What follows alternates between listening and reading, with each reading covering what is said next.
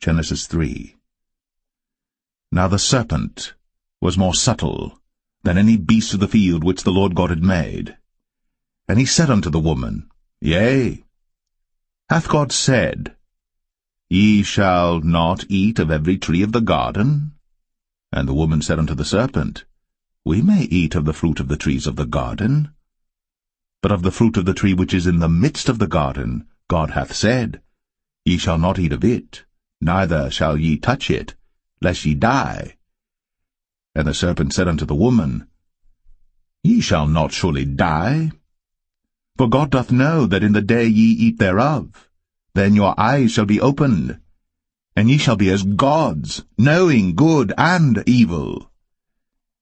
And when the woman saw that the tree was good for food, and that it was pleasant to the eyes, and a tree to be desired to make one wise, she took of the fruit thereof, and did eat, and gave also unto her husband with her, and he did eat. And the eyes of them both were opened, and they knew that they were naked.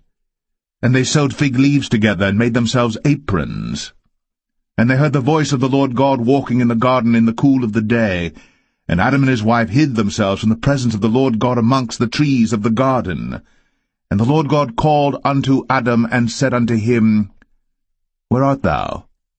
And he said, I heard thy voice in the garden, and I was afraid, because I was naked, and I hid myself. And he said, Who told thee that thou wast naked? Hast thou eaten of the tree whereof I commanded thee that thou shouldest not eat?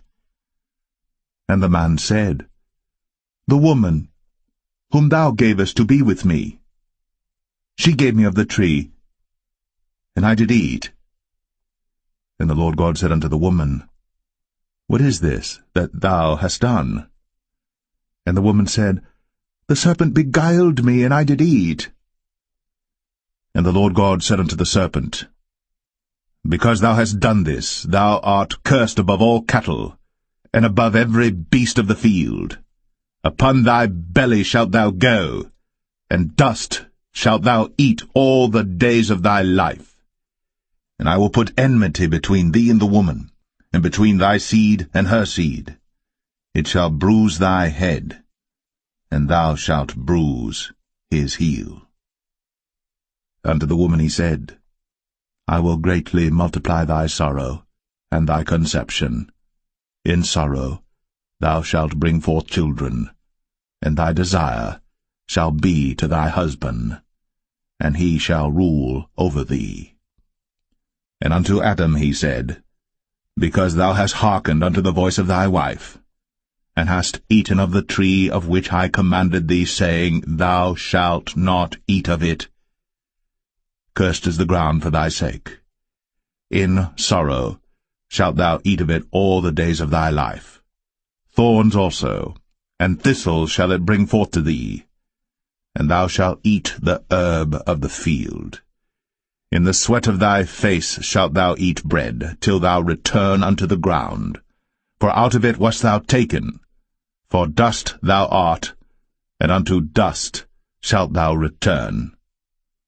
And Adam called his wife's name Eve, because she was the mother of all living. Unto Adam also and to his wife did the Lord God make coats of skins, and clothed them. And the Lord God said, Behold, the man is become as one of us, to know good and evil. And now, lest he put forth his hand, and take also of the tree of life, and eat, and live forever. Therefore the Lord God sent him forth from the Garden of Eden, to till the ground from whence he was taken. So he drove out the man, and he placed at the east of the Garden of Eden cherubims, and a flaming sword which turned every way, to keep the way of the tree of life.